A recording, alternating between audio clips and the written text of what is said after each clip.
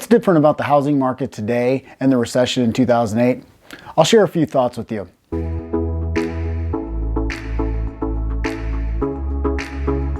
Hi everyone, Chris Egan, Berkshire Hathaway Home Services. So I'm no economist and I'm not going to make any bold predictions about what's going to happen with the economy going forward.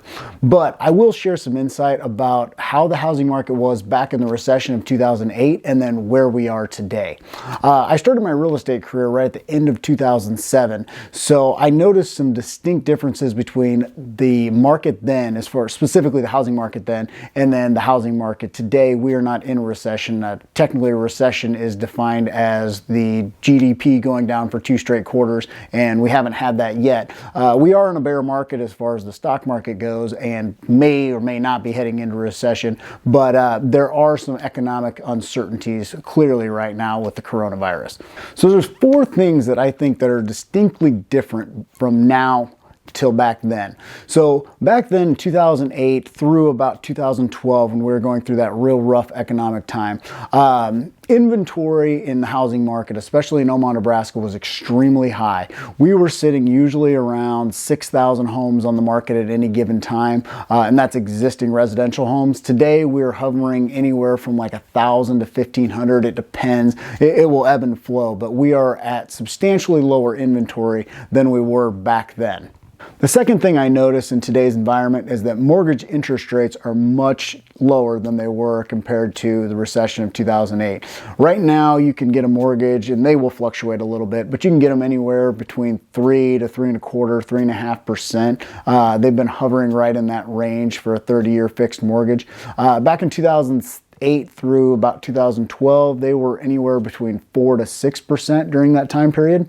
The third thing I've noticed is that in today's market, and especially the last 5 years or so, we have not seen many subprime mortgages originated to buy homes. That was a big thing leading up to the recession in 2008, is that subprime mortgages made up a lot of the mortgages that were being secured at that time.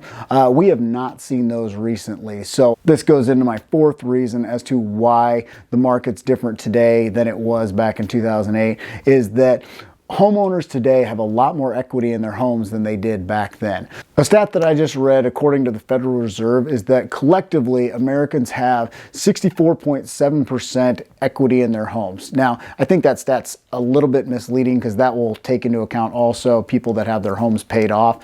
But as a whole, Americans, 64.7%. Back in 2008, this was the first quarter of 2008, Americans had 52.4% home equity. So you can see we're almost up 12% as compared to 2008. So that's pretty substantial when you look at America as a whole. So a few last thoughts on this.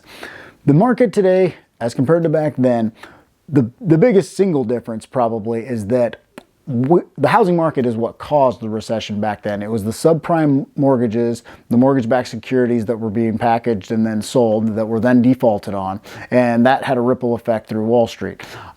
Today, everything as far as the stock market, housing market, all might be at a snail's pace compared to what it was just last year.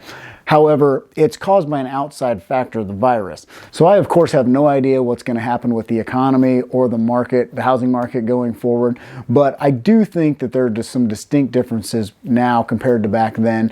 And most of the differences are for the positive today. So I hope that we're in good shape going forward. But I just wanted to share some of the things that I noticed, because there's a lot of people comparing today to the recession of 2008. And while we may be experiencing a lot of similarities between both time periods, I think there are some distinct differences, so I just wanted to point those out. Thanks so much for tuning in to another video, and of course, don't forget to like and subscribe.